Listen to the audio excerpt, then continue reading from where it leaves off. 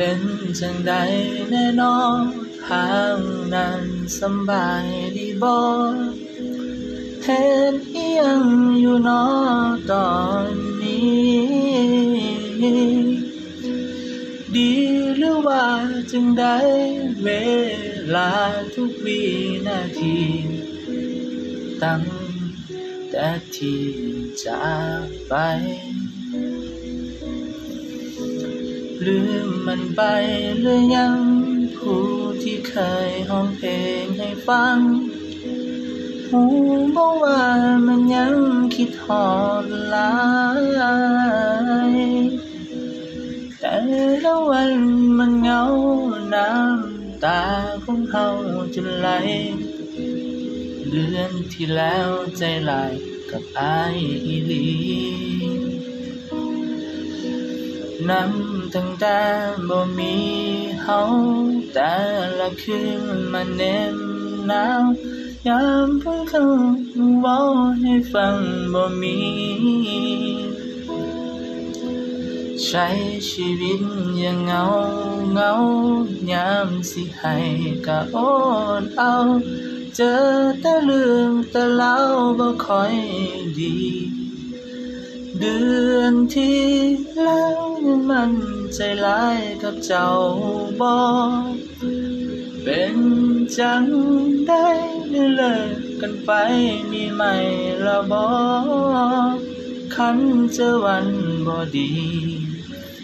มีคนกอดไปน้องฝันที่เคยมาสอบใกล้ได้พอมันแล้วละไปก็ขอให้เดือนนี้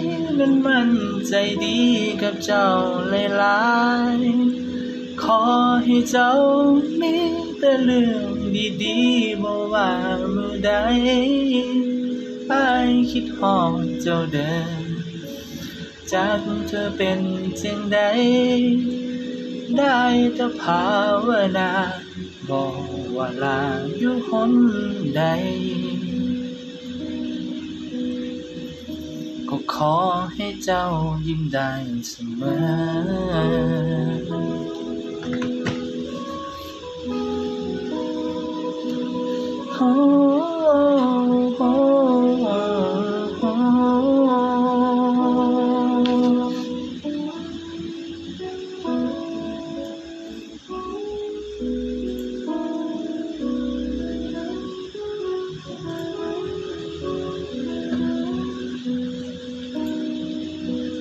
นั้นตั้งแต่บ่มี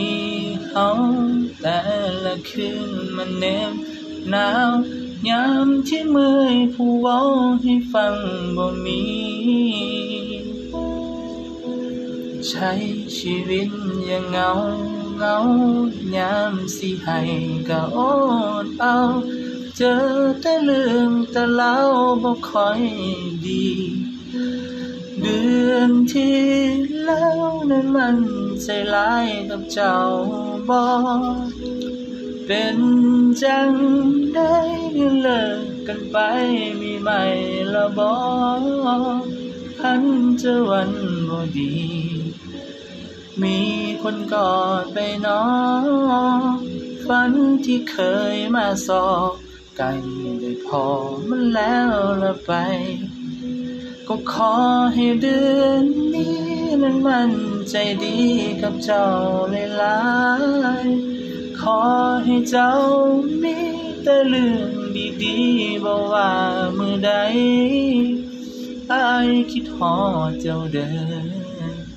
จากเธอเป็นจังใดได้แต่ภาวนา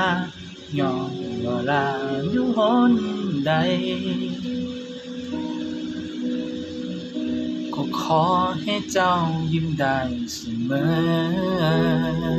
อ